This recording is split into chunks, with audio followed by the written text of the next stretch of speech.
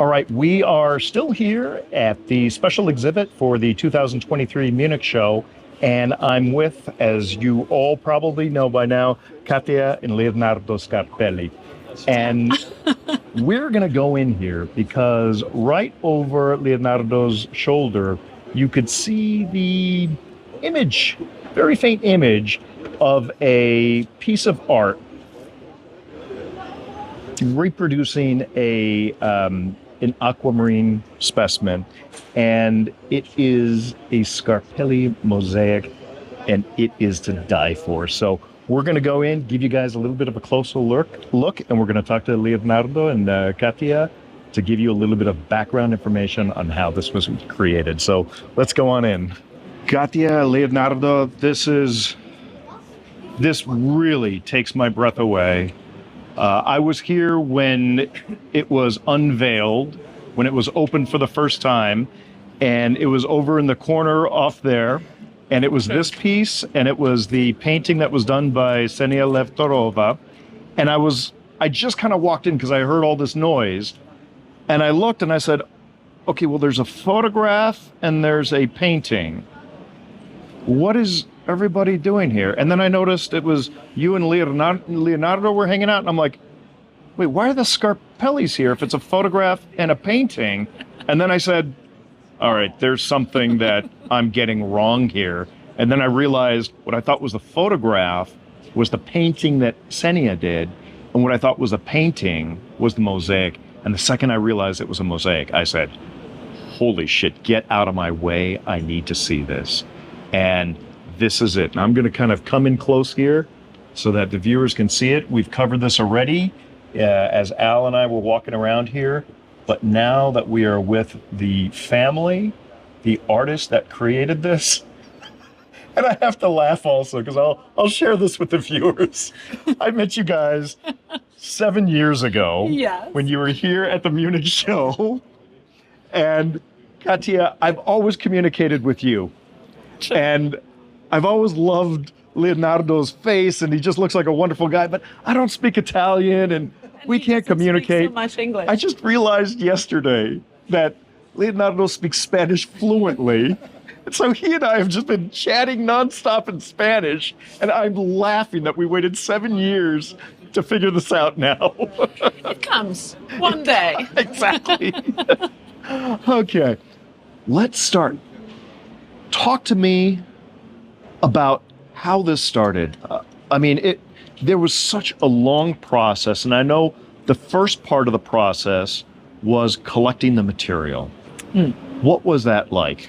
So we started because of Christoph Kallman's idea in Tucson. And he said, I have an idea. And obviously the idea was to make an aquamarine. And for us, we already talked about that, and we said, no, aquamarine is impossible because we cannot find that beautiful color. The effect of translucency with non-transparent stones, it's impossible. Because in fact, we had never used Larimer, apatite before. Okay. It's not in the traditional art of Commesso Fiorentino. So we didn't know that these stones could give the right effect for the aquamarine.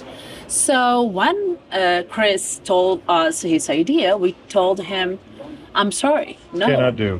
Yeah, impossible. Impossible. Unthinkable, unlikely. So something can be done, something else no. But he said, oh, I think it could be possible. Let's try to understand more. Let's check. So we were in Tucson looking around for stones with the color in light blue. And we selected hundreds of stones, but some of them were too hard, some others too translucent, because when we cut in two slices, a stone will lose the color. You lose the color, right? Obviously, if it's too transparent. So little by little, we discovered that probably Larimer could be the good one. But Larimer has stones in like greenish. Okay. It has like brown dots. The hardness of the Larimer in the same piece of stone can be soft, like good for us, 4.5, but even very hard, like 7, too hard for us. Oh, so 4.5 hardness on the Mohs scale is perfect for you. Yeah, 5. That's is the easy. okay. Yeah. The easiest way to work, and cut into slices, and we don't lose the color. You know? Now, unless people have watched the What's Hot in Tucson, I don't think they realize Leonardo's technique. It's not diamond saws. It's not this kind of stuff. He has a bow with a wire, and he moves that wire up and down, and he uses graphite powder, and that process cuts the stone. Yeah, but before that, we have to cut from the block, from the You have to make the slabs. We have to cut into slices. And this is something that permit us to know the material, to know the hardness, to know if the same piece of stone have different imperfections, so that we can avoid that and use just a part of it. And there is a lot of waste, but we have to know and be friend with the stones that we don't know. You know? Right. I have to tell you something. First time that we purchased Larimar, we were in Bologna, Munich, in the show in Bologna, and we purchased Larimar, and he went back home. We are from Florence, so it's just 1 hour. Right. We went back home, and he decided to cut the slice. Obviously, he cut the slice, but the blade broke. The blade broke. And he cut his hands. Uh-oh. There was blood everywhere, and he was just counting his fingers. 1, 2, 3, 4, 5. So the fingers were there, but obviously we understood that Larimar was very difficult, and we should be friend with this stone. Right. Not force it. No, exactly. And then little by little he understood how to cut, and that in fact we should cut in a certain way to get the perfect effect. So it's a very long story to start with. But I mean, it's an incredible process. And one of the things that I find so amazing is the fact of choosing all the different colors. And if we come in here and we look, there's not just one aquamarine color or one bluish color. There is a wide variety of colors. And these weren't like paint chips that Leonardo had in a book. These were all colors that he kept in his head. Just an incredible visual library that he can manage, that people who don't have the artistic talent, it seems impossible. It's true, because if you think that the commesso fiorentino, which is the old word for this art, is made by 3 workshops in Florence, but it's unique for Florence. So all over the world, there are only 3 masters, and then we also have collaborators. So it means that it's very difficult to have that vision. It's a gift. It's not something that you can teach and learn. You can just have your gift and then work in it. Right. You either have it or you don't have it. Exactly. It's just so amazing. that's why it's just for few. Then what I think is genius, because we talk about genius, right? It's to have this challenge in mind and to reach the aim. So when we said to Chris, no way, we really thought, because we love challenges, and we started to make minerals for Marcus Budil. So we had the idea to do that. And at the very beginning, it was just test. It turned out very well. He was very happy. But for us, was really something totally new. So we entered into this world, as you said, 7 years ago. But we went into the mineral world little by little. Right. Little baby steps. Yes. And like last year earlier this year, when we interviewed you at the Tucson Fine Mineral Gallery for What's Hot in Tucson, we saw a lot of your work, and I think there was just one tourmaline mosaic that you had done. And when I came and I saw this, I was amazed, because this is a major leap forward in anything I've seen before in this kind of thing. And when Leonardo and I were talking earlier, even something like this, where each crystal goes from a dark core to the outer edges of it become more transparent. Exactly. I mean, it's just... Turquoise is the only one stone that we knew and that we usually use for our art. The rest is new. Amazing. And did you tell about these? No. That's the original, from the original piece. That's fascinating. So they trimmed that. Palacio originale del Pakistan. De Pakistan. Yeah. De esta piedra. Autoclase. Sí. From, Pero era el mismo, was it from the same piece? From the same piece. So they trimmed it. Yeah, because some of And the you cut parts it from were... the trimmings. Yeah, we asked to That is super. And MCP it's, yeah. to help. It's kind of hard to see on a video because it's a real three-dimensional thing. But if you move around, and my finger's messing up the zoom here, but if you move around, you can actually see the crystalline structure inside these plates. And we could really have the original piece, which gives that special light to it. Right. You're not trying to recreate something that nature has already figured out. There we go. We're getting some of that shimmering there. I didn't know that about this. And you have this incredible book. And so this is an example of a bunch of the material that you were sourcing. And you guys took quite a few months doing travels all over the world, including America, looking for all this material. And Leonardo said that there was a huge amount of it that it's waste material now. Yeah, you go through it and you try to find the perfect color. And boxes were arriving like very often in our workshops, and the selection, you know. This is superb. That's the research of our local stones. Okay. This is a quartz from Tuscany. And that local stone is the one that ended up as the smoky quartz up on the top there. Tuscany. Okay. Around Florence. Because of the color and the gradation in it. And the Lorimer. We were dreaming about that Lorimer for months. A night. It was like a nightmare. Leonardo was telling me he goes to sleep and he sleeps 3 hours and he wakes up and it's in his head. And he has to wake up and you can't get it out. So all-consuming. Mi sembra un cuscino, ma in realtà non è così morbido. It looks like soft. Yeah, yeah. But it's not. I mean, it's got a very cloud-like effervescence to it. Exactly. But it's hard rock. This is orthoclase. He was just pointing out what was the best. What was the best of the pieces? Yeah.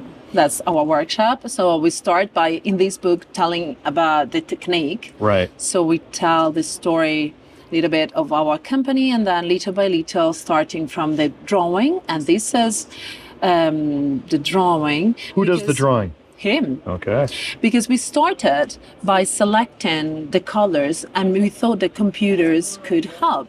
So we asked a designer to make the work. It means that she selected his wife. She selected all the colors, and the computer took off like 100,000 of different colors. But we don't have them in stones. So we said, okay, no computer. Let's do it by hand. You got to do it by hand. And you know, this is incredible because what you do is you take the drawing and you cut out the pieces and you lay it down on top of the stone. And then when you cut, you're just cutting around the outside of the paper pieces. And we can see the tool. Yeah. This is our workshop in Florence. It's a stable. It was built in 1618. It's funny because now that you say it's a stable, it's like, oh yeah, it looks like a stable. It's quite old. Oh my God! I still and got this is that, the cutting. That's the technique right there. That's what we're talking about. That's the wire. Yeah. And then that's the graphite powder. And so this is just a smooth wire. So iron, flexible. It's incredible. And this is the blade that I was telling you. Right, to form the slabs that you then put down, and you have to cut the shapes using the wire. It's glued onto a slate. On a slate that gives it stability so that you're not going to accidentally fracture it. Exactly. And that's a collaborator. There's Leonardo looking very serious when he's really thinking, dame un café, por favor. O si no, mejor que no, que estoy concentrado. No. And that's the team. The guys working, 3 people working on that piece. Incredible. Yeah. And so Great. from once you started cutting it, what was the time period? Was like March, So you started in then March. April. Yeah, beginning of April, in fact. So here you get an idea of how small the pieces are.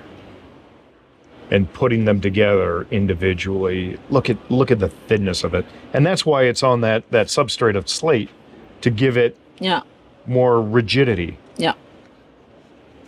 Good cat. Yeah, they can break otherwise, no? And I love this. We were talking about this earlier. It's a resin beeswax mixture that you use to hold everything in place just to see if it fits. And it holds it, you apply it using heat and it melts, and then it cools and it holds it. But then if you want to change something out, it's very easy to do that. You can use some heat and remove the piece. And it's a very old world technique. Yeah, it's the original one. Yeah. This is the part of the haute class, and we file the pieces to find the perfect joints, because in fact the final effect is like to look at a painting. So the joints and the cut first and the joints, using some files should be the precision. So it's the most important phase, but obviously in the technique. But obviously the most important, the first one is the choice, the selection of the hues of the stones. Sure. And so which is always made by me. Here's the beeswax resin, and this is it's an iron that's used to melt it, and then you're able to control the dripping of it onto the back there. I don't know if the viewers like this kind of stuff. I personally love that. Leonardo and I were talking. It's like the sausage factory. I love the sausage factories. Let's see how it's made. It's made. What's behind a pig? Exactly right.